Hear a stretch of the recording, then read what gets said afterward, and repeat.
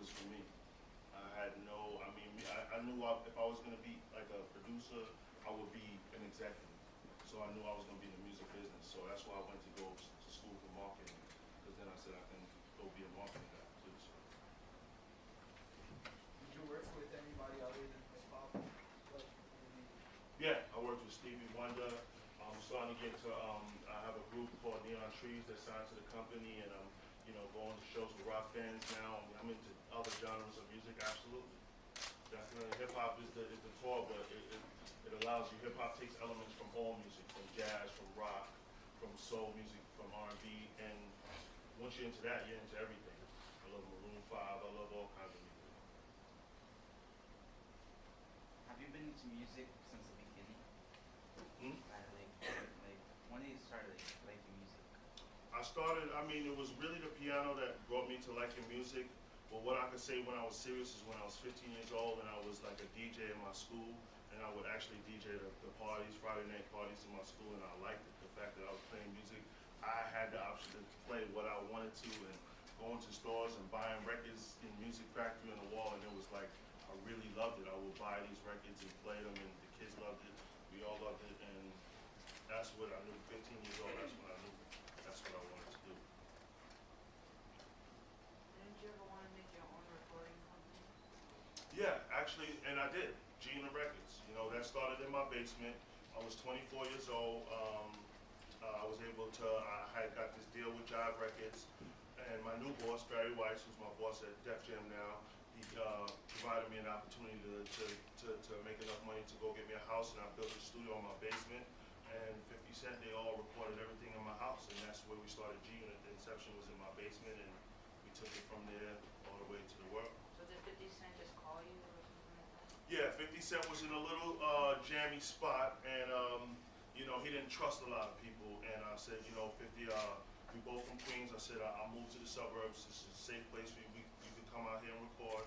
And he came, he checked it out. He was like, okay. And he stayed there for about a year and a half in my house. A year and a half. But we made all those music, all the records you heard. What Up Gangsta in the Club. Everything that you heard from G, we made in my basement. Any other questions? How long had you had your career now? Professionally, I would say about 10 years. 10 years. Yeah. I would say professionally. And what I mean by that, I started before that, but when I started making money, about 10 years ago, where it was like I don't have to work moonlight and go to McDonald's or work at my mother's bakery. I was just doing music straight 10 years. Anything else? You were behind the scenes, or were you ever like on those big TV shows like award music? I'm more behind the scenes. I like to be more behind the scenes because the guy, I don't, but when you stand next to these big guys, you almost become a celebrity because they know that you're the guy to get to them. So I prefer to be behind the scenes. I've done VH1, I've done other shows with 50 and stuff like that. It's just that, it's the nature of what I have to do because for people, like, not everyone wants to be a rapper. So someone like me that you can relate to, and you're like, all right, he's a business guy, he does music, he's an executive, he's well-rounded, so that might inspire you. Not everyone needs to rap. Some people can go to school, finish it, and become marketing geniuses or CFOs and lawyers for the industry as well, So the choice is pretty much yours, but you've got a lot of lanes to make it in the music business, A couple more questions and we're going to go to the court. When you were younger, who was your favorite artist? Big Daddy Kane. Big Daddy, he was the coolest. He made suits cool. Like, he made wearing a suit look cool. So I loved him. I used to even have the haircut like him every day. Did you help produce other audible elements, or was it mainly elaborated on music? Like, would you also help people who say who wanted to the news or something, or was it everything elaborated on? I did scoring for like Fast and Furious, and I did some work with Quincy Jones on 50 Cent film.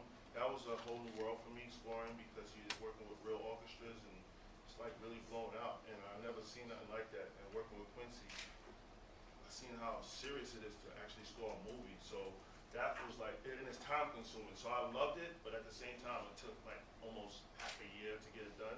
So I'm used to a faster production, and that I did experience that through working with Quincy, yes, but not anything like news or anything TV like that. Jingles, more like jingles. Not yet. That's a good thing too. I'm just wondering, how did it felt to meet Eminem this time?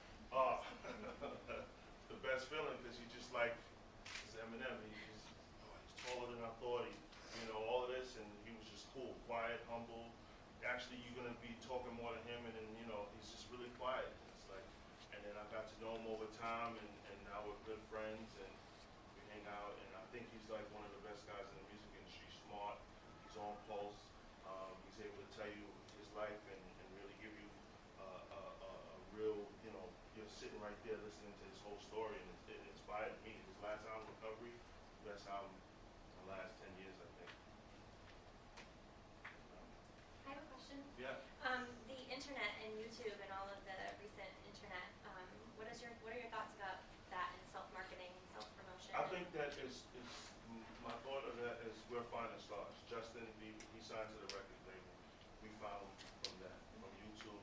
You can build your audience. You can also see how many people like you. You see the views. You'll see if you have Twitter, how many people are following you. It's all what we call social growth. So, if you start with a Twitter, you got one person today, and then you start putting your music out in YouTube videos, and next thing you know, you got 197,000 followers. You're doing something. So that's how and that's even for us, like we watch that, we call that an indicator at the record label, like these are our indicators, and social growth is one of the most important things because you want to know how many people are into you. So that's what YouTube does, Facebook and Twitter. It shows how many people are following, how many people are interested. So very important too, and it's a free tool. It's a free tool, so it gets no better than that. Before we would have to do mixtapes, and I literally would have to drive to different boroughs, Brooklyn, Bronx, and drop these CDs off. I mean, now it's MP3s, now it's little zip files. So technology is so much greater. I could imagine what y'all learning in here. I wish I was in a school like this. This school is amazing, and I think y'all need to know that and use this tool to empower yourselves because y'all in a good place right now. And I think, there's nothing stopping y'all. The more y'all put in here, the higher y'all gonna go. Thank you. Yeah. For the kids, can you talk about your economic journey, like where you were in terms of your mother paying for piano lessons to the net sales or net revenue of G Unit, like the progression? The progression, okay, yeah. Well, yeah, so average job, you make about $20,000, $30,000 a year. I made enough to pay my light bill and my rent. And, I worked hard, while I was doing music. Some people choose to not actually think that they need a job. I still had a job because you have to be responsible. And so I would work around 50 and around the studio, and I would get those hours in. And then, as I grew, things started changing. And then next thing you know, you get into contracts, and you're locked into a nice contract where they say, all right, we'll give you a good amount, a healthy salary a year to being a president, executive, producer, or you get a production advance based on your tracks. And I was able to go from where I was making $30,000 a year to a company that was, generating over 100 million a year. Just in sales. 50's album, his first album came out, we sold 15 million records, which was like no one has done that since us. And so we was able to see places like Australia, places that we never been, that I never thought I would be. And I don't want to get too deep into numbers and money with y'all, but it's a business that is growing. It's based on your knowledge and how talented you are. You can make. Jay-Z, P. Diddy, these guys are going to be billionaires off of music. So the sky's the limit. Jay-Z went to our school, right? What school is that? ISBAT. That's where y'all go? Wow. These guys they go to middle school in the south side of Williamsburg. Okay. This is Mr. Healy, he's their music teacher.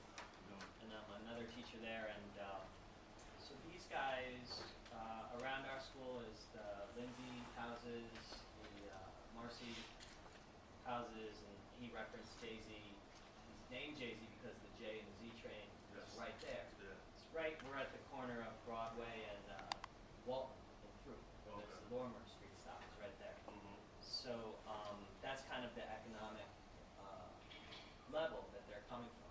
And you grew up in Jamaica, Oh yeah, I grew up right? in yeah, So- absolutely. You know, it's Yeah, same circumstances, low income housing, all of that, struggle, everything. And I mean, honestly, I use the struggle as fuel to be better. And I mean, I had times where it was rough, but at the same time, I use that to make me a better person.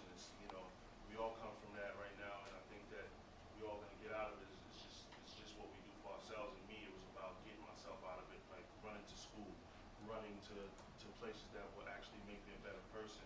And I mean, I went home just to sleep at the end of the day, So I mean, I would say to that, just stay off the streets, don't get into the negativities. There's a lot going on out there. I would stay focused more on education and bettering your talent, and put a lot of time, because I put a lot of hours. I mean, man hours. I mean, people that put millions of hours into one thing, you're gonna benefit from it. So I put a lot of hours into making music, playing piano, learning my chords, and production, and being in the studio, learning the mixing, learning the sweeps, learning the EQs, and just put a lot of man hours. And then all of a sudden, it's just gonna be like, I can do this in my sleep. And that's what the hours is about. And next thing you know, you're gonna be benefiting from it.